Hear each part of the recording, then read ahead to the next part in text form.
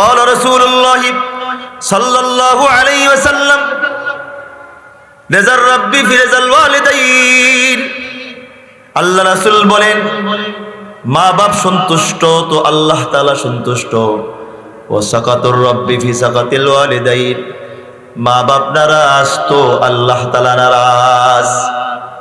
হাজার দান খয়রাত করো ফায়দা হবে না। পুরা জীবন যদি নামাজ পড়ে পড়ে তাহাজ্জুদ পড়ে পড়ে ক্রন্দন করে জান্নাত বারবার চাই, অথচ হাদিসে সুস্পষ্ট আল্লাহ রাসূল বলেন ক্বালা রাসূলুল্লাহ সাল্লাল্লাহু আলাইহি ওয়াসাল্লাম আল্লাহ রাসূল বলেন যে ব্যক্তি রাতের বেলা বা দিনের বেলা যে কোনো মুহূর্তে জান্নাতের আশায় চোখের পানি ছেড়ে দেয়, জাহান্নামের ভয়ে চোখের পানি ছেড়ে দেয়, আল্লাহ তাআলা তার জন্য জাহান্নাম আল্লাহ তাআলা হারাম করে দেন, জান্নাতকে আল্লাহ ওয়াজিব করে দেন। এই জন্য আমি একবার দুইবার না বারবার আমি তো কাঁদি আল্লাহর কাছে, আল্লাহুম্মা ইন্না নাসআলুকা রিদাকা ওয়াল জান্নাতাল ফিরদাউস। আয় আল্লাহ আমি তোমার কাছে জান্নাত চাই, জান্নাতুল ফিরদাউস চাই, তোমার সন্তুষ্ট চাই। আল্লাহুম্মা ইন্না নাসআলুকা রিদাক, আল্লাহুম্মা ইন্না নাসআলুকা রিদাক, আল্লাহুম্মা ইন্না নাসআলুকা রিদাক। এই দোয়াটা তো আমার প্রিয় নবী করেছেন, তিনি বলছেন তোমরাও করো। এই জন্য আমি তো বারবার দোয়া করি আল্লাহুম্মা ইন্না নাসআলুকা রিদাকা ওয়াল জান্নাতাল ফিরদাউস। আয় আল্লাহ আমি তোমার সন্তুষ্ট চাই এবং জান্নাতুল ফিরদাউসও চাই। কিন্তু আল্লাহ বলে গোলাম আমি আল্লাহ তাআলা তোমার একটা আমলেও সন্তুষ্ট না। কারণ হলো তোমার মা বাপকে নারাজ করে তুমি যতই আমল আমার জন্য করো আমি একটা আমলও সন্তুষ্ট হব না, ঠিক কিনা জোরে বলেন। সুতরাং দোস্ত যত ইবাদত করেন না কেন, কোনো মুফতি বলেন, মুহাদ্দিস বলেন, শাইখ হাদিস বলেন, যত বড় পীর বলেন, কিন্তু বাহ্যিক দৃষ্টিতে পীর দেখা যায়। আরে দোস্ত হাসরের মাঠেতে এমন অবস্থা হবে যে সাধারণ জনগণ কিছু পীরের হালত দেখে, কিছু আলেমদের হালত দেখে হতভম্ব হয়ে যাবে, নিজের বিচার ভুলে যাবে, কিরি এটা কি দুনিয়ার অমুক পিসাব না? দেখবে ফেরেশতারা তার হাত পায়ে জাহান্নামের শিকল লাগাইয়া জাহান্নামে টানতেছেন। যার বয়ান শোনার জন্য মানুষ দৌড়ে আসছে, কিন্তু হাসরের মাঠে তার অবস্থা করুন দোস্ত। এই জন্য কোন কারণে সেই ব্যক্তি আটকে গেছে বলা যায় না। তো বিচারের ময়দানে বেশিরভাগ যে কারণে আটকাবে মানুষ, তার ভিতরে অন্যতম একটি কারণ হলো পিতামাতার অসন্তুষ্ট। কথা কয় না? কার জোরে বলেন, কার জোরে বলেন? পিতামাতার অসন্তুষ্ট, পিতামাতার নারাজের কারণে বিচারের ময়দানে বেশিরভাগ মানুষ আটকে যাবে শুধু পিতামাতার নারাজের কারণে। যতই ইবাদত করেন আপনি, যতই আপনি আমল করেন না কেন, কিন্তু আল্লাহ তাআলা আপনার আমলে সন্তুষ্ট হবে না যতক্ষণ পর্যন্ত পিতামাতা সন্তুষ্ট না হবে। এই জন্য আল্লাহ তাআলা কোরআনের ভিতরে আল্লাহ তাআলা সেটা সুস্পষ্ট করে আলোচনা করে দিয়েছেন। যে আয়াত আমি তেলাওয়াত করেছি, আল্লাহ তাআলা বলে ওয়া কাদা রাব্বুকা আল্লা তা'বুদু ইল্লা ইয়্যা, ওয়া কাদা রাব্বুকা আল্লা তা'বুদু ইল্লা ইয়্যা ওয়া বিল ওয়ালিদাইনি ইহসানা ইম্মা ইয়াবলুগান্না ইনদাকাল কিবরা আহাদুহুমা আও কিলাহুমা ফালা তাকুল লাহুমা উফ ওয়ালা তানহারহুমা ওয়া কুল লাহুমা কাওলান কারীমা। এই আয়াত প্রসঙ্গে ইখতিলাফ আছে। আয়াতটা কি সরাসরি জিবরাইল দিয়ে নাজিল করেছেন নাকি মেরাজের রাত্রে আল্লাহ তাআলা রাসূলকে সামনে বসাইয়া তিনি নিজেই তেলাওয়াত করেছেন? গোটা কোরআনের সমস্ত আয়াতগুলি আল্লাহ তাআলা জিবরাইল দিয়ে পাঠাইছেন, কিন্তু এই আয়াতটাকে আল্লাহ তাআলা সরাসরি মেরাজের রাত্রে আল্লাহ নিজের জবানে রাসূলের সামনে তেলাওয়াত করেছেন। এই আয়াতটা আল্লাহ বলে ওয়া কাদা রাব্বুকা আল্লা তা'বুদু ইল্লা ইয়্যা, ওয়া কাদা রাব্বুকা আল্লা তা'বুদু ইল্লা ইয়্যা ওয়া বিল ওয়ালিদাইনি ইহসানা। আল্লাহ তাআলা বলে বন্ধু আমার, হাবিব আমার, আপনার রবের পক্ষ থেকে চূড়ান্ত ফয়সালা, দুনিয়ার জমিনে একমাত্র শুধুমাত্র কেবলমাত্র ইবাদত চলবে আমার, আর একমাত্র শুধুমাত্র কেবলমাত্র খিদমত চলবে পিতামাতার। আপনারা কি শুনতেছেন নাকি তাকাই আছেন বুঝতেছি না? শুনতেছেন? জোরে বলেন না। শোনেন, ফায়দা হবে দোস্ত, অনেক লাভ হবে। এই বয়ানটা শুনে যান। আমি অনেক কষ্ট করি, আমি আজকে আসতেও আমি গাড়ির ভিতরে কিতাব মোতালা করেছি দোস্ত, আমি লম্বা সময় পর্যন্ত অনেকগুলি কিতাব মোতালা করে তারপরে কথাগুলি জমা করেছি, এক জায়গায় এক তাফসিরে দুই তাফসিরে নাই। আমার দোস্ত বন্ধু আমার, আল্লাহ তাআলা বললেন, বন্ধু আমার, হাবিব আমার, ওয়াকাদা রাব্বুকা আল্লা তা'বুদু ইল্লা ইয়্যাহ ওয়া বিল ওয়ালিদাইনি ইহসানা। বন্ধু, আজকে মেরাজের রাতে আপনার রবের পক্ষ থেকে চূড়ান্ত সিদ্ধান্ত, সুবহানাল্লাহ, চূড়ান্ত ফয়সালা, ওয়াকাদা রাব্বুকা আল্লা তা'বুদু ইল্লা ইয়্যাহু। দুনিয়ার জমিনে একমাত্র শুধুমাত্র কেবলমাত্র ইবাদত চলবে আমি আল্লাহর। কার? জোরে বলেন, কার? কোনো দরগা নয়, কোনো দুর্গা নয়, ঠিক কিনা? জোরে বলেন, ইবাদত চলবে কার? 2 নাম্বার, ওয়াবিল ওয়ালিদাইনি ইহসানা। 2 নাম্বার, খেদমত চলবে পিতা মাতার। কার? জোরে বলেন। দেখেন আশ্চর্য বিষয়, আল্লাহর ইবাদতের পরেও পরে সঙ্গে সঙ্গে আল্লাহ তাআলা পিতা মাতার খেদমতের কথা এনেছেন। কারণ কি? আমি পৃথিবীতে আসার, এই যে পৃথিবীতে আমি আসছি তার মূল হলো আল্লাহ তাআলা, উসিলা হলো পিতামাতা, ঠিক কিনা? যারা বলেন, পৃথিবীতে আসার মূল কে? পৃথিবীতে আমাকে আনছে যিনি, তিনি মূল হলো আল্লাহ তাআলা, আর মাধ্যম হলো পিতামাতা। পিতামাতার মাধ্যমে আল্লাহ তাআলা আমাকে পৃথিবীতে পাঠিয়েছেন। কারণ আল্লাহ তাআলা ইহসান করেছেন আমার শরীর গঠনের উপরই। আর পিতামাতা পৃথিবীতে আসার পরে, মায়ের পেটে আসার পর থেকে মা আমাকে সুস্থ রাখার জন্য, আমাকে ঠিক রাখার জন্য মা অনেকদিন খানাও খায় নাই, এবং আমাকে সুস্থ রাখার জন্য স্বাদের খাবারটা মা মুখে দেয় নাই, ঠিক কিনা? যারা বলেন, আমাকে সুস্থ রাখার জন্য মা এমনকি 1 সপ্তাহ পর্যন্ত গোসলও করে নাই।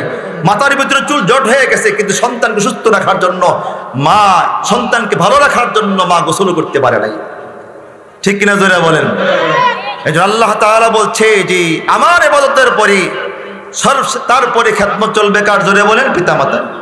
আল্লাহ তাআলা বলেন, ওয়াকাদা রাব্বুকা আল্লা তা'বুদু ইল্লা ইয়্যাহু ওয়া বিল ওয়ালিদাইনি ইহসানা। আল্লাহ তাআলা বললেন, বন্ধু আমার, হাবিব আমার, দুনিয়ার জমিনে ইবাদত চলবে আমি আল্লাহর, খেদমত চলবে পিতামাতার। এই আয়াত যখন নাজিল হলো, একজন সাহাবী রাসূল আকরাম সাল্লাল্লাহু আলাইহি সাল্লামকে জিজ্ঞেস করলেন, ইয়া রাসূলুল্লাহ, মান আহাক্কু বিহুসনি সাহাবাতিহি।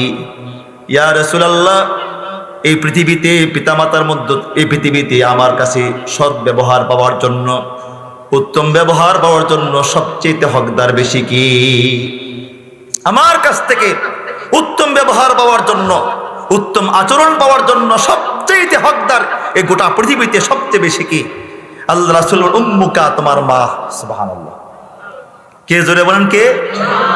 আল্লাহ রাসূল বললেন, এই আয়াত যখন নাজিল হলো যে আল্লাহর ইবাদতের পরেও পিতামাতার খেদমত, এই আয়াত যখন নাজিল হলো তো সাহাবীরা তো আশ্চর্য হয়ে গেলেন। এখন দেখেন একটা বিষয় আমি আগে ক্লিয়ার করে নিই। আল্লাহ তাআলা তার ইবাদতের পরেই পরবর্তীতে বললেন খেদমত চলবে পিতামাতার। এটা হলো 2 নাম্বার কাজ। অর্থাৎ আমার অফিস আদালতের চাইতেও, আমার চাকরির চাইতেও, আমার ব্যবসার চাইতে আল্লাহর ইবাদতের পরে সবার আগে যে ব্যক্তি হকদার সে হলো আমার পিতামাতার খেদমত, ঠিক কিনা? জোরে বলেন। যদি আমার পিতামাতার খেদমত করতে গিয়ে ব্যবসা বন্ধ হয়ে যায়, বন্ধ করে দিতে হবে, পিতামাতার খেদমত করতে হবে, ঠিক কিনা? জোরে বলেন। যদি পিতামাতার খেদমত করতে গিয়ে আমার চাকরি চলে যায়, তারপরও চাকরি বন্ধ করতে হবে, পিতামাতার খেদমত করতে হবে। যদি পিতামাতার খেদমত করতে গিয়া দোকানপাট সব বন্ধ হয়ে যায়, তারপরে পিতামাতার খেদমত করতে হবে, খেদমত ছাড়া যাবে না। আমার দোস্ত প্রশ্ন হবে, হুজুর, যদি আমি আমার আব্বা আম্মার খেদমত করতে গিয়ে আমি চাকরি ছেড়ে দিই, তাহলে আমার মা বাবার খেদমত করতে তো টাকা পয়সার দরকার, টাকা পয়সা লাগবে, লাগবে কি লাগবে না? জোরে বলেন। টাকা পয়সা লাগবে, তো টাকা পয়সা ছাড়া আমি খেদমত করবো কেমন করি? ব্যবসা যদি বন্ধ হয়ে যায় পিতামাতার খেদমত করতে গিয়ে, তাই আমি আমার পিতামাতার খেদমত করবো কেমন করি? দোস্ত, এই বিষয়টা আগে বুঝে নিন। আল্লাহ তাআলা বলি, তুমি যতই বলো না কেন পিতামাতার খেদমত করা ফরজ। সুতরাং যদি ব্যবসা বন্ধ হয়ে যায় তারপরে খেদমত করতে হবে। চাকরি যদি চলেও যায় তারপরে তোমার খেদমত করতে হবে, খেদমত করা বন্ধ করা যাবে না। এবার খেদমত হয় তুমি করো, মানে কারো মাধ্যমে করাও, খেদমত চালু রাখতে হবে, ঠিক কিনা? জোরে বলেন। আয়াতের তাফসিরে লম্বা কথা লিখছেন, ওদিকে আমি যাচ্ছি না, লম্বা কথা সামনে আছে। আমার দোস্ত বন্ধু আমার, আল্লাহ সুবহানাহু ওয়া তাআলা বলছেন খেদমত তোমাকে করাই লাগবে। যদি আমি আল্লাহকে সন্তুষ্ট করতে চাও আর আমাকে সন্তুষ্ট করে জান্নাতের মালিক হতে চাও, তো অবশ্যই তোমার পিতামাতার খেদমত করে খুশি করতে হবে, ঠিক কিনা? জোরে বলেন। কারণ আমার ইবাদত করার পরেই যদি পিতামাতা পিতামাতার খেদমত পাওয়া যায়। যেমন নেগেটিভ পজিটিভ দুইটা ছাড়া আলো জ্বলে না, আমার সন্তুষ্ট কখনো পাওয়া যায় না। আমার গোলামি করলে, শুধু আমার গোলামি করলে সন্তুষ্ট পাওয়া যাবে না যদি পিতামাতার খেদমত সেখানে অ্যাডজাস্ট না হয়। ঠিক কিনা জোরে বলেন? পিতামাতার খেদমত সেখানে যোগ না হয়, তাইলে কোনোদিন তুমি আমার সন্তুষ্ট অর্জন করতে পারবে না। এখন দুইটা শরত, একটা হলো আমি আমার স্ত্রীর মাধ্যমে হয় পিতামাতার খেদমত করাবো। এখন প্রশ্ন হলো, আমার স্ত্রী আমার আব্বা আম্মার খেদমত করা ফরজ কিনা, আমার স্ত্রীর উপরে দায়িত্ব কিনা? না দোস্ত, পুত্রবধূর উপরে শ্বশুর শাশুড়ির খেদমত করা ফরজ না। বাবা দিতে বললাম না, পুত্রবধূর উপরে শ্বশুর শাশুড়ির খেদমত করা ফরজ নয়। যদি আপনি চাপাইয়া দেন, জুলুম করবেন তার উপরে। এখন শ্বশুর শাশুড়ির খেদমত কে করবে? এটা ছেলেই করবি, বাবার মায়ের খেদমত ছেলেই করবি। এখন প্রশ্নটা দাঁড়ালো, তাইলে আমাদের সমাজে যদি হাদিস আপনি বলেন আর মাসালা বলেন, তো এমনি তো নাচুনি বড়ি, আবার পড়ছে ডোলো বাড়ি। ঠিক কিনা জোরে বলেন? খেদমত তো আর কেউ করবে না, তাইলে না। কিন্তু স্ত্রীর খেদমত স্বামীর জন্য, স্বামীর খেদমত করা স্ত্রীর জন্য ফরজ, শ্বশুর শাশুড়ির খেদমত করা ফরজ নয়। সেই ক্ষেত্রে স্বামী তার স্ত্রীকে বোঝাবি, দেখো আমি যদি আমার অফিস বন্ধ করে, ব্যবসা বাণিজ্য বন্ধ করে যদি আমি আমার মায়ের বাবার খেদমতের পিছে পড়ে থাকি, তো তোমারও খানা বন্ধ হবে, আমারও খানা বন্ধ হবে, সবার খানা বন্ধ হবে। তুমি আমার আব্বা আমাকে দেখাশোনা করো, আমার খেদমতটা আমার পিতা মাতারে দিয়ে দিও। কথা বোঝেন না? জোরে বলেন। আমার খেদমতটা পিতা মাতাকে দিয়ে দিও, আমার যে সেবাটা করতে সেই সেবাটা পিতা মাতাকে দিয়ে দিও। এটাও যদি সম্ভব না হয়, তাইলে আপনি টাকার মাধ্যমে কোনো মহিলাকে ভাড়া করে পিতা মাতার খেদমত আঞ্জাম দেওয়া লাগবে। ঠিক কিনা জোরে বলেন? পিতা মাতা অসন্তুষ্ট হওয়া যাবে না। যেমন আমার মাকে আমি ঢাকাতে নিতে পারি না, অনেক চেষ্টা পর্যন্ত করেছি, আমার বড় ভাই ছাড়া কিছুই বোঝে না। এমনকি আমার বাসায় গেলে, ঢাকাতে গেলে বলে, তোমার বাসা তো পাখির বাসার মতো ভাল লাগে না, আমার দেশে ভাল লাগে। অথচ আমি আলহামদুলিল্লাহ আমার আম্মার জন্য শুধু সাধারণ টাকা নয়, যতটুক খরচ হয় এর চাইতে বহুগুণ টাকা আমার আম্মার হাতে দিয়ে যাই, ভাইকে দিয়ে যাই। ভাইয়ের জন্য আলাদা খরচ করি যে ভাই আপনার, যেহেতু আপনার খেদমত আল্লাহ আমার মা পছন্দ করি, আমার মা যেন কষ্ট না পায়, আলহামদুলিল্লাহ। সুতরাং আমার মার খেদমত করার জন্য যতটুক আমার চেষ্টা আছে, একটু ত্রুটি হচ্ছে না ইনশাআল্লাহ। এই জন্য দোস্ত বন্ধু আমার, আল্লাহ তাআলা বলে, যদি আমার সন্তুষ্ট করতে চাও, আমার রাজি খুশি করতে চাও, জান্নাতে ঢুকতে চাও, তাইলে আমার ইবাদতের পরক্ষণেই তোমার পিতা মাতার খেদমত করতে হবে। এই আয়াত যখন নাজিল হলো, একজন সাহাবী বললেন, ইয়া রাসূলুল্লাহ, মান আহাক্কু বিহুসনি সাহাবাতিহি। ইয়া রাসূলুল্লাহ, পৃথিবীর জমিনে যত মানুষ আছে, যত লোক আছে, এই লোকদের ভিতরে আমার উত্তম ব্যবহার পাওয়ার উপযুক্ত কি? আমার কাছ থেকে সুন্দর ব্যবহার পাওয়ার উপযুক্ত কি? রাসূল বললেন, উম্মুকা, তোমার মা। সুবহানাল্লাহ, তোমার মা তোমার কাছে সবচেয়ে উত্তম ব্যবহার পাবে, এটাই ঠিক। সাহাবীরা আবার বললেন, সুম্মা মান, এরপরে কার? রাসূল বলেন, উম্মুকা, তোমার মার। তারপরে সাহাবী আবার বললেন, সুম্মা মান, তারপরে কার? রাসূল বলেন, উম্মুকা, তোমার মার। সাহাবী আবার বললেন, সুম্মা মান, তারপরে কার? রাসূল বলেন, আবাকা, 4 নাম্বার তোমার বাবার। তোমার কাছ থেকে সবচেয়ে উত্তম ব্যবহার যে ব্যক্তি পাওয়ার উপযুক্ত, এর ভিতরে প্রথম কে? মা। দ্বিতীয়বারও মা, তৃতীয়বারও মা, চতুর্থবার রাসূল বলেন তোমার বাবার।